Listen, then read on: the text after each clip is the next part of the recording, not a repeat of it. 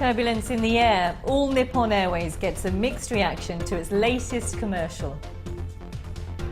And we're in Davos, where global leaders at the World Economic Forum kickstarts their annual summit.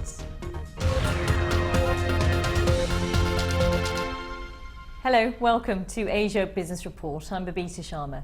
Japan's largest airline, All Nippon Airways, has pulled a television commercial after receiving complaints from some customers who have labelled it racist and offensive. From Tokyo, Rupert Wingfield-Hayes has the details. This was an ad, a television ad that was released on Saturday by All Nippon Airways.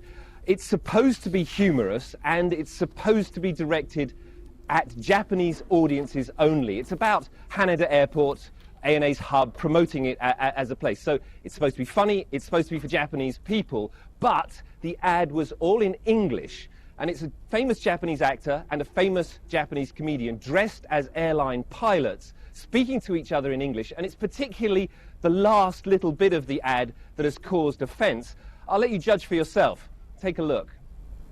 You want a hug? Such a Japanese reaction. Because I am Japanese. I see. Let's change the image of Japanese people. Sure. This, of course, didn't just go to Japanese audiences. It very rapidly spread via the internet around the world. There was an immediate response by people emailing ANA saying, this is engaging in racial stereotyping, it's terrible. By Monday, ANA had apologized, and by Tuesday, they had pulled the ad completely. You might say that it is engaging in racial stereotyping, particularly the big nose, but I would say that here in Japan, blonde hair and a big nose is considered a positive attribute, and so it's not really derogatory racism. Rupert Wingfield-Hayes there. Well, earlier I spoke with Bob Pickard, who works with a public relations company, and I asked him for his reaction to the airline's commercial. I think in modern marketing, there's absolutely, positively no place whatsoever for ads which engage in racial stereotyping, no matter how well-intentioned. There is an argument, though, as Rupert was just saying there, our correspondent in Tokyo, that, you know, some people, domestically in fact, the Japanese local audience, are not finding this particularly offensive. It's a bit of slapstick humour, no harm done. There's absolutely no such thing as a domestic ad anymore, because social media has had such an explosive disruptive effect in tearing down boundaries between domestic and international. Any ad that could be put on social media becomes worldwide right away.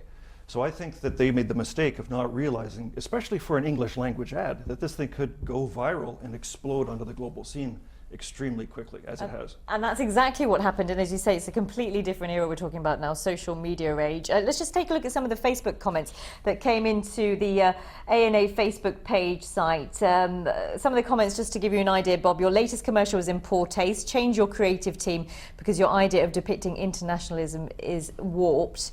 I like the spot, says somebody else, and I'm European. Am I racist? Others saying, you know, it's not that offensive, it's just a bit of humour. What I think is key now, though, Bob, is how ANA have handled this and where they go from here. I mean, damage limitation exercise, what would your advice be and how do you see it? I don't think they pulled the ad fast enough. They took 3 days.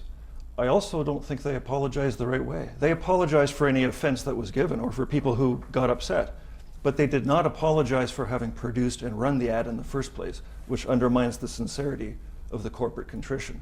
That they should do better in the future. You've been working in PR for a number of years. Sure. If this happened on your watch, what would you be saying? Who signed this off? Who thought that this was a good idea? Well, I would certainly make sure that any ad that is produced anywhere in the world for a multinational organization has the whole world in mind. I mean, what is the image that is left in the mind of their target audience here? Global passengers of ANA, stereotyping airline that may not understand them. So I think that they have to think about the end game. What are the people out there going to do and think in consequence of such an ad?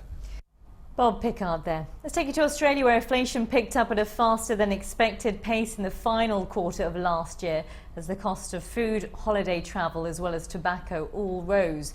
The government data showed inflation ticked up by 0.8% in the period of October to December, taking annual inflation to 2.7%. Now, the rise in prices has lowered the possibility of another cut in the central bank's key lending rate, which is currently at a record low of 2.5%. The Thai government has declared a state of emergency in the capital Bangkok and the surrounding area for 60 days from today. The move is aimed at countering protesters who have been on a campaign to oust Prime Minister Yingluck Shinawatra. The decree will allow the authorities to impose curfews, detain suspects without charge, and also to ban political gatherings. The political standoff, which has been going on for about 2 months now, has resulted in millions of dollars in lost business. Business and global political leaders are arriving at the Swiss ski resort of Davos for the World Economic Forum. Around 2,500 guests will be there, all representing more than 1,000 organisations and 100 nationalities. Our chief business correspondent Linda Yu is there for us and brings us this preview. It's an unlikely spot for the biggest meeting of business leaders in the world. Yet here in Davos, Switzerland, 2,500 executives and world leaders congregate each year. This year's theme, how to reshape the world. Whether it's by bus, train, or even helicopter, it's not just CEOs and finance ministers, but academics and journalists who come here to find answers. When I was a special advisor, I was always asked to propose concrete policy solutions. But first, what does the head of WEF think reshaping the world means? Reshaping means that the world is changing. The world in 10 years will look very differently from what it looks today. Just look at the technological revolutions, look at the whole question of the cyber world, look at three-dimensional printing. And I could go on and on. There's a tremendous progress made in biology, in medicine and so on. So we will be in a different world and we have to prepare for this world. Preparations may be nearly finished, but the hard work is yet to begin. There's going to be a lot of sessions talking about what the reshaped world will look like. There are the issues of slow growth, high unemployment, rising inequality, and climate change, to name just a few. Maybe there'll be a report, but usually there isn't. And that's why Davos is frequently described as just being a talking shop. But then again, when the talking is by leaders, the networking process can be important.